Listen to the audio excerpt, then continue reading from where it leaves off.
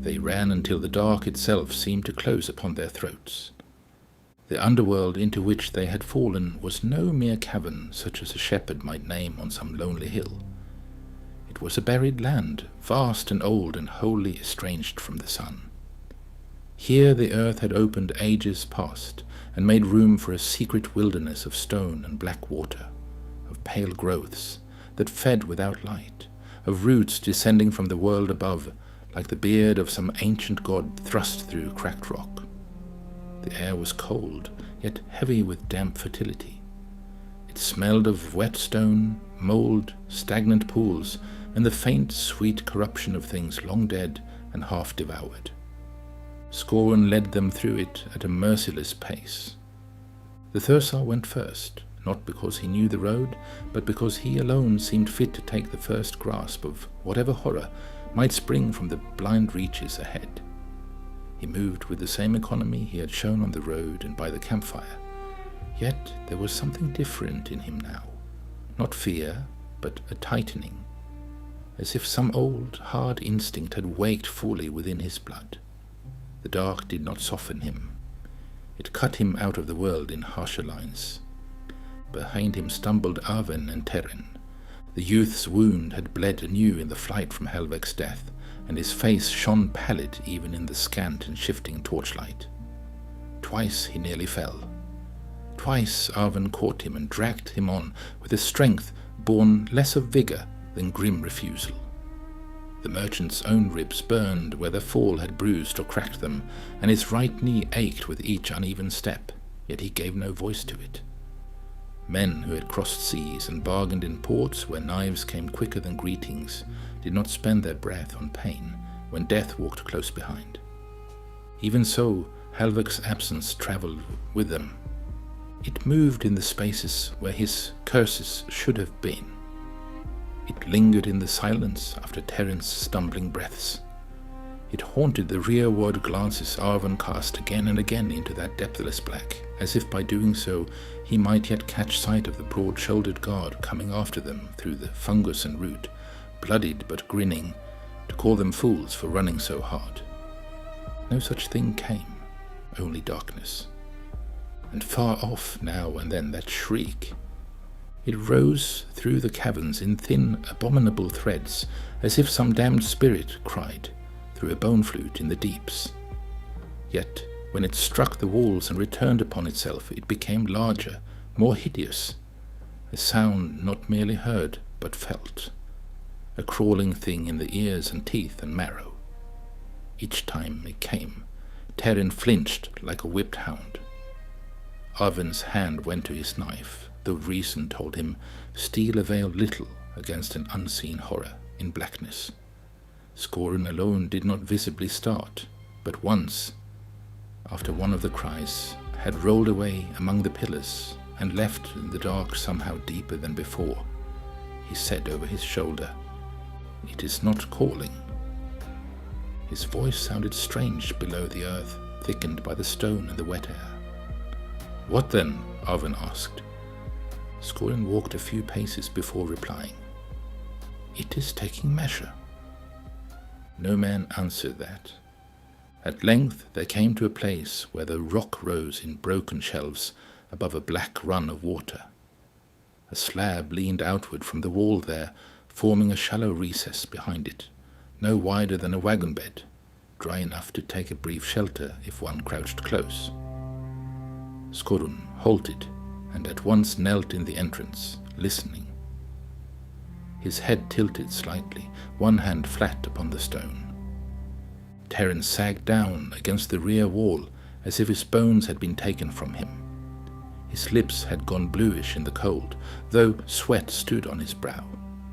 Arwen crouched beside him and opened what remained of the satchel he had carried out of the fall. By the mercy or malice of fate, some small things had survived.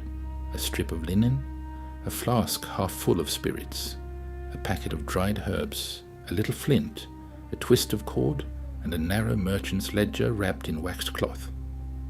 Arwen looked at that last thing and almost laughed. "Still keeping accounts?" Terren whispered faintly. "Always," Arwen murmured.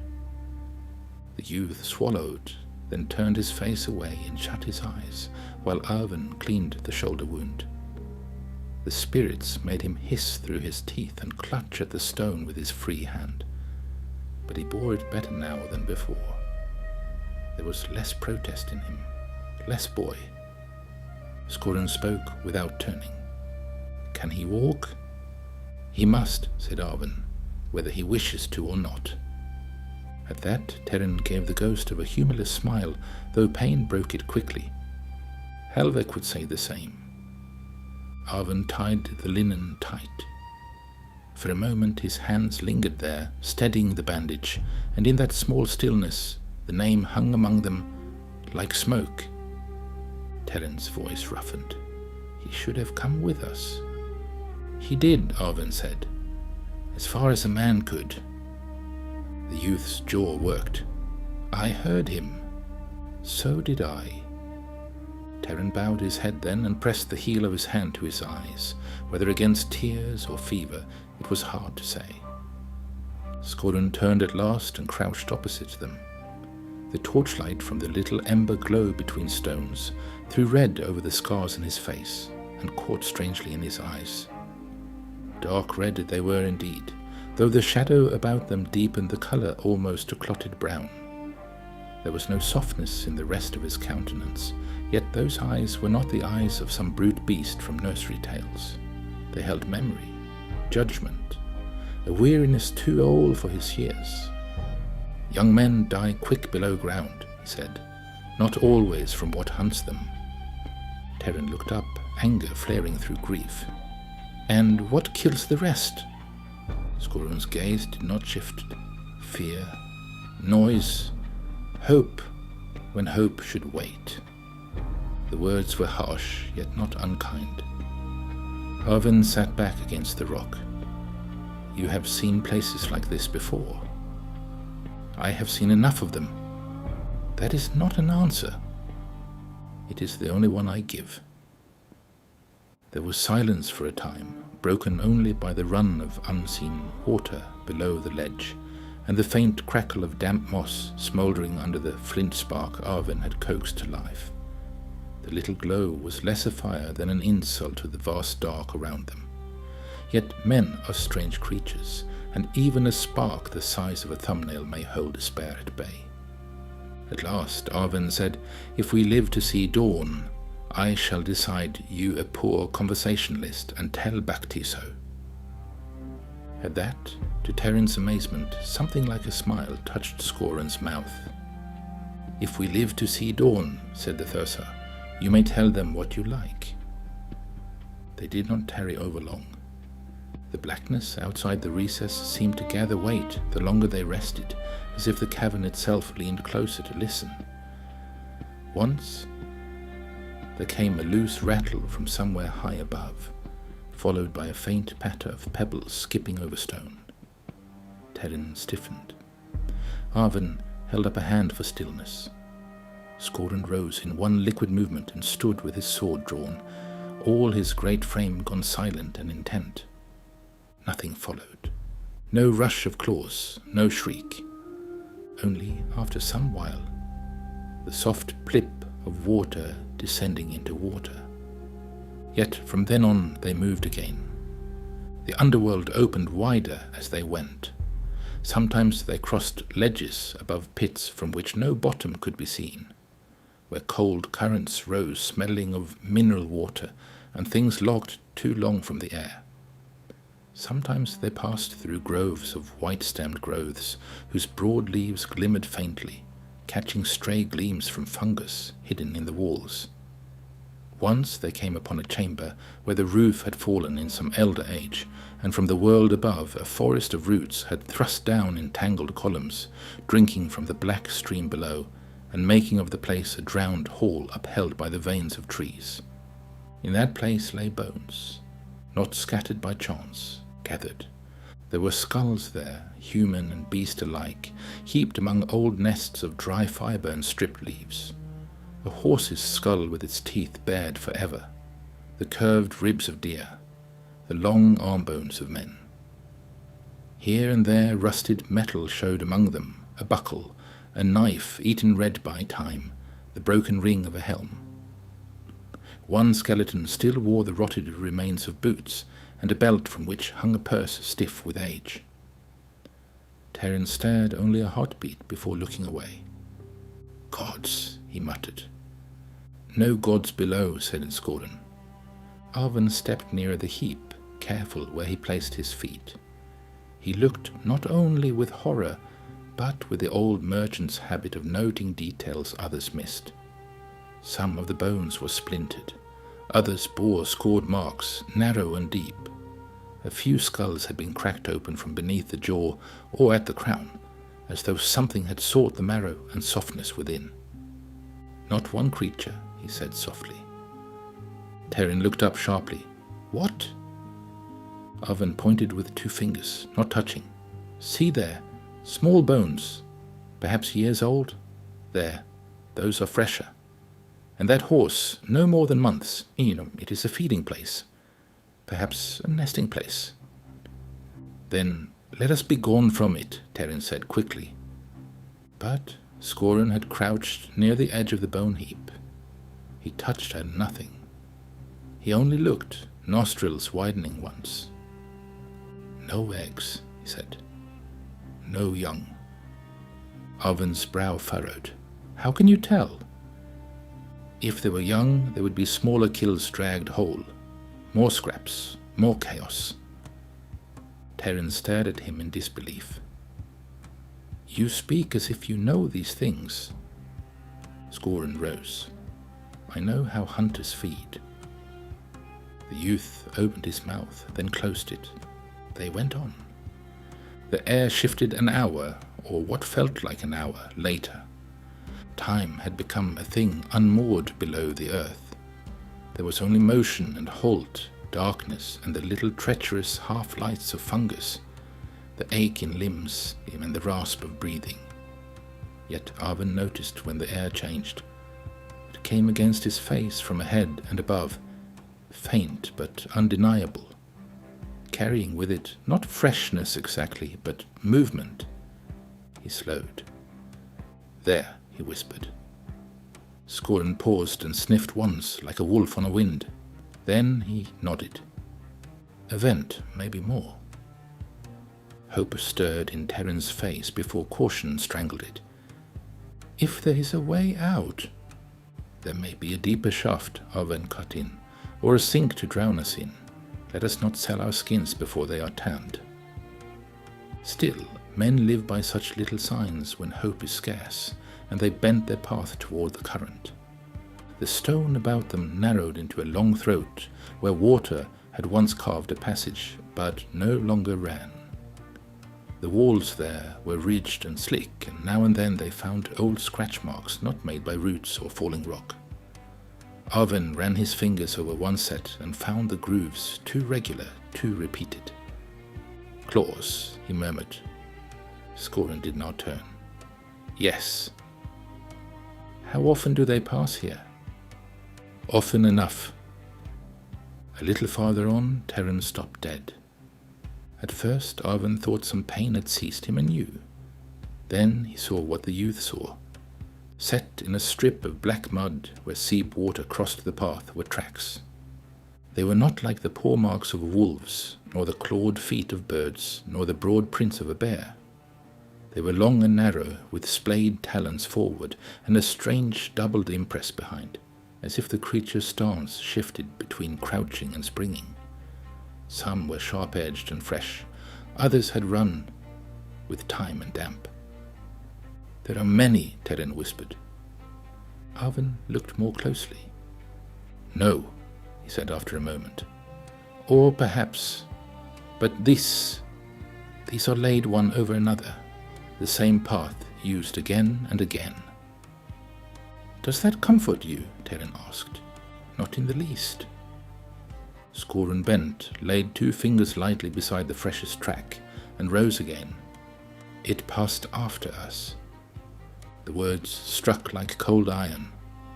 Arven looked back the way they had come, into the darkness that now seemed not merely empty, but patient. "You are certain?" Scorin's hand tightened once around his sword hilt. "I am." Terran made a broken sound. "Then why has it not attacked?" Neither man answered at once.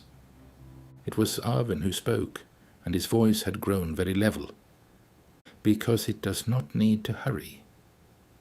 They did not speak loudly after that. When speech was needed, it came in murmurs near the ear. More often they used the hand or the glance.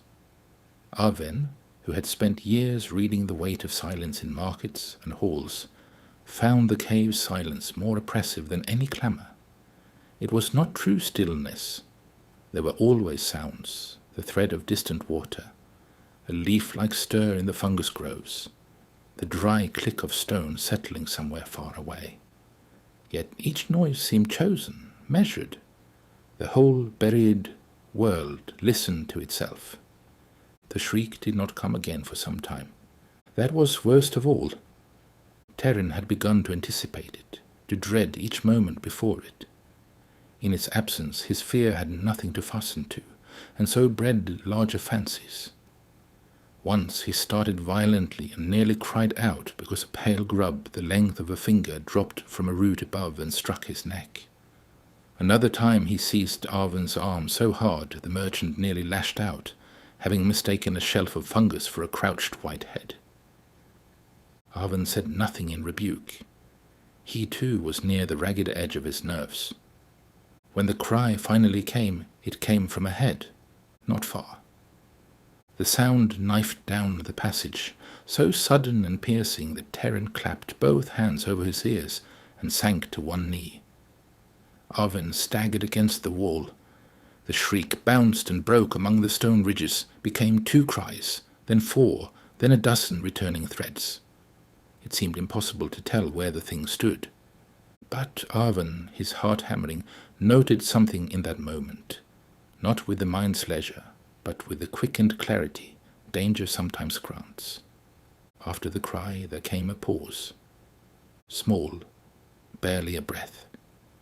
Then, from somewhere to the right and above, the scrape of claws upon stone. The pause lingered in him. They went on. There was nothing else to do. But now he listened not only with fear, but with intent. The next chamber they entered was broad and low-ceilinged, its floor broken by pools and mounds of pale reeds. Faint phosphorescence shone in patches along the walls, enough to limn edges and make the darkness between them seem even blacker. Here Scorin halted of his own accord and motioned them down. "What is it?" Terran breathed.